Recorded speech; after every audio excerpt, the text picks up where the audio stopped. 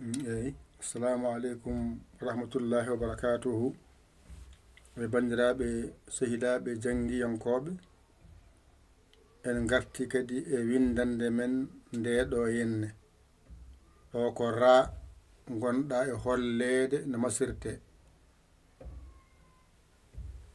Saɗo ɗiggi a serti e majjere ra.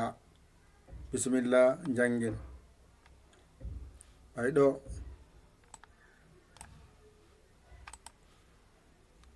ɗo woni ra e ra gasi. Ɗo woni ar e ar. Ɗo woni rar e rar. Ɗo gasi. Ngara ɗo mbiya ri ri. Ɗo mbiya ir ir. Ɗo mbiya rir rir. Ɗo timmi. Ngarna ɗo mbiya re e re gasi. Ɗo mbiya er e er. Ɗo timmi. Ngara ɗo rer e rer gasi. Ngara ɗo mbiya ro ro. Ngara ɗo mbiya or or. Ɗo mbiya ror ror ror. Ɗo mbiya ru ru. Ɗo mbiya ur ur.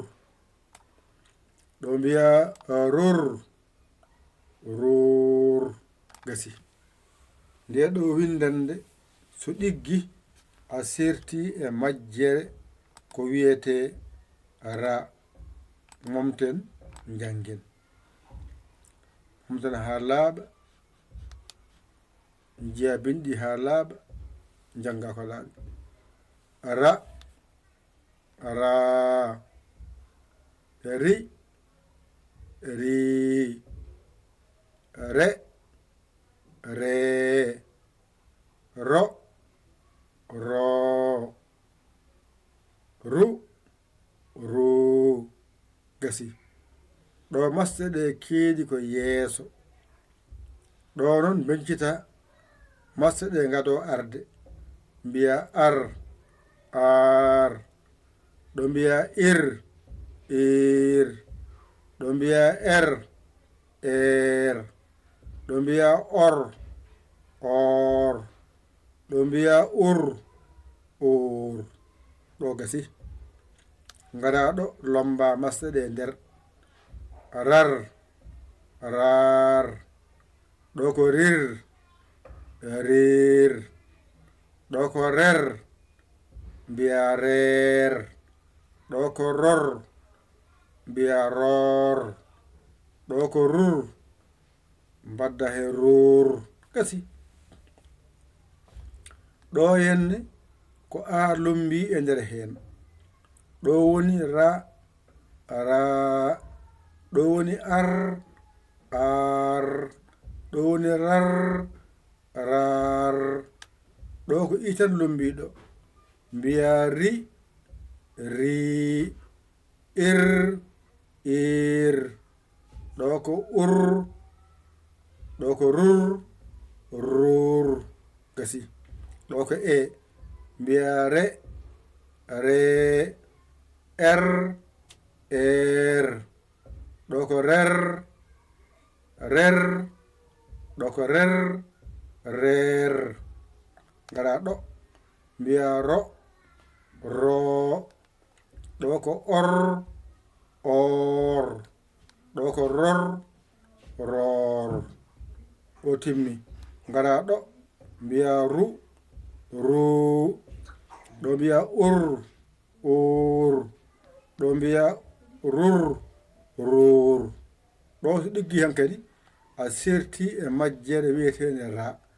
Wadde windande ekko hijjo pular wattude 17 wadde en jangi ra ra ri ri re re ro ro ru ru ɗo timmi ngara mbiya ar ar ir ir er er or or ur ur ɗo timmi ngara mbiya rar rar rir rir rer rer ror ror rur rur gasi timmi ƴettu kuɗol ma e karne ma mbañotoɗa janga ɗigga a hoolaki hoorema nodda 00221 77 906 14 81 sa saggi a saggani ɗum jinmi walla an keso jiɗɗo nadde e jangde he bisimilla ma ngara kalanɗa sarɗiji ɗi joɓa janga wonata on jarama jokke golle mi beltima jangde mbiɗon connexion courant wifi min jeeya nafata noon ko gaddon kono walla ɗum ha ɗum wawa heɓede on kadi wonɓe YouTube on mbiyama yo mbaɗ hen balle moɗon on wonɓe Facebook ko noon mbaɗa hen balle moɗon wonɓe funnangue hirnangue rewo worgo jangoɓe hen ɓe mbimi mbaɗa hen balle moɗon koto ɗawe koye moɗon e moƴƴere yahore nde ko galle golle jangde aɗa janga aɗa wawa aɗa walle anna eta wallodirde e ballowo mo